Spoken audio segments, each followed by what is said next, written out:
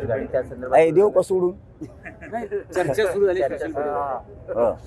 विरोधक पण टीका करतात. अरे दानसूर लागते, दानसूर लागतो. मला कोणी विचारित नाही. घंटे माया जातीतले लोक, त्यांना वाटतं आपण काही करू शकत नाहीत ना. आमच्या नोकरदार वर्गाला वाटतं आपण काही करू शकत नाहीत ना बाबा. हे व्यावसायिकांना, उद्योगपतींना, सगळ्यांना असं वाटतं की आपल्याकडे देवाने भरपूर दिलंय ना. मनोज जरांगे पाटील आपल्या लेकरासाठी लढतो ना. मग आपण, आपल्याजवळ गाडी आहे ना, देवाने आपल्याला दिली ना, कष्ट करून कमावलेली. आमच्या गाडीत बसा पाटील म्हणते. तुम्हाला कोण बसा म्हणतात? घंट्या तुम्हाला कोणी मोजितही करावं, तुम्हाला इचेरी सुद्धा नाही, सायकल सुद्धा द्याय ना कोणी. माझ्या जातीचे लोक येतात, इंडिका आली बसा, पूजा करायची, नवी गाडी घेतली बसा. सायकलीचं पूजा करून घेतल्यात माझ्या कोण, शाळेचं पूजा करून घेतात लोक. नवी गाडी आणली की त्याने आणली, ती मला बा मी कष्ट केलेलं आहे, माझ्या गाडीत बसा. म्हणलं येऊन दे इकडं. बसलो. त्यात काय काम्या घेतली का मग एक? अरे तुम्ही काही करून मी कमी होणार आहे का? माझा समाज मला जीव लावतो राव. तुमच्यासारखे मला पैसे कमायचे नाहीत, तुमच्यासारखे मला पदं मागायचे नाहीत, तुम्हाला जीव लावित नाहीत लोक. मी माझ्या समाजासाठी पैसे नाही मागत, पदं नाही मागत. माझा समाज माझ्यावरती जीव लावतोय, कारण मी त्या समाजाच्या लेकरासाठी जीव पणाला लावलाय.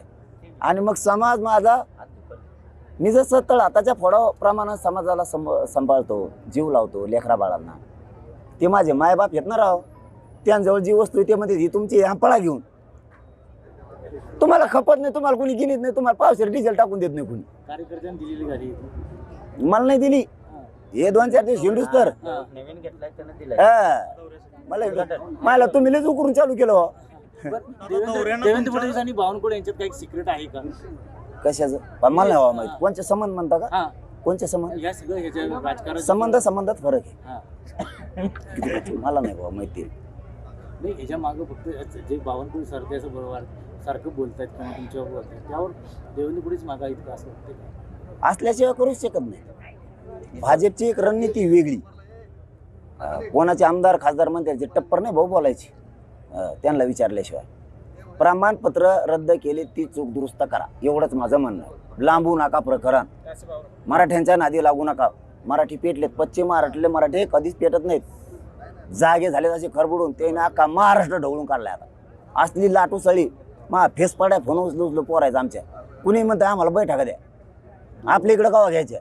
मुंबईवाले म्हणतात आमच्याकडे कधी आहे. रायगडहून फोन चालू झालेत, अमरावती जळगाव इकडून तिकडून सगळे फोन सुरू झाले जातात. यवतमाळपासूनचे मराठवाड्यात एवढाच यातला ते म्हणते तुम्ही माघारी का येणार आहे. म्हणलं अर्ध्या सोडून देऊ की. इतका पश्चिम महाराष्ट्र पेटलाय भयानक. नवी क्रांती करायच्या तयारीत आता पश्चिम महाराष्ट्रातला मराठा उभा राहिला. नवी क्रांती करायची. चला, धन्यवाद.